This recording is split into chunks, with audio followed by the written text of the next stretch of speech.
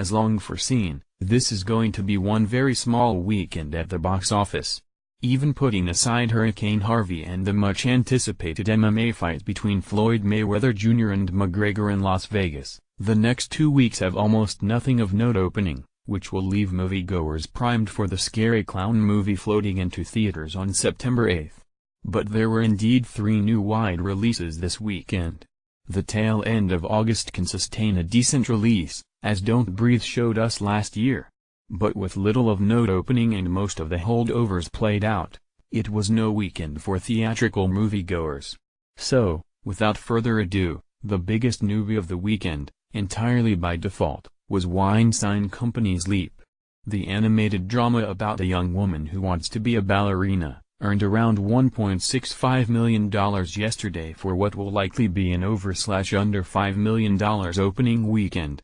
The French-Canadian animated film features the voices of Kate McKinnon, Carly Rae Jepsen, Maddie Ziegler, Mel Brooks and Nat Wolff, who also stars in the Netflix-released Death Note. It's the latest underwhelming animated release, as the once surefire subgenre has been in a major slump since the end of March. Yes, Universal/Comcast Corporation's Despicable Me 3 is a big exception, but otherwise, DreamWorks Animation's Captain Underpants, Walt Disney's Cars 3 and Sony's The Emoji Movie have all somewhat underwhelmed. BH Tilt's Birth of the Dragon earned $1.107 million yesterday for a likely $2.872 million debut weekend. It's another BH Tilt semi-wide release, with a targeted 1,1618 screen release which would have been okay had it cleared even $3.25 million this weekend. But the goofy fictionalized version of the infamous 1962 Bruce Lee, Philip Ng, Wong Jack Man, Yu Xia, Kung Fu Match, a film which tells the story from the point of view of a fictional white guy, Billy Magnuson, who sets up the fight partially to help a damsel in distress love interest, was not going to catch on no matter how good Ng is as the late Mr. Lee. This one almost plays as a spoof of whitewashed Hollywood biopics. And if that isn't enough excitement for one weekend, Sony affirms All Saints was a rare miss for Sony's faith-based output, as there was a time in 2014 to 2016, Miracles from Heaven, War Room, Heaven is for Real, etc., when they were just knocking these things out of the park on a semi-regular basis. Thus far Lionsgate's The Shack, $53 million, and Pureflix's Case for Christ, $14 million, are the only big faith-based hit of the year.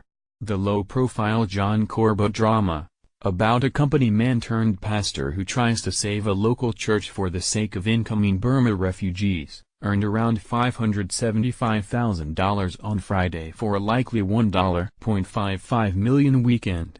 This is a $2M budgeted drama, so I don't think anyone should be too concerned. Finally, for what it's worth, Terminator 2, Judgment Day returned to theaters this weekend, via 463 3D auditoriums.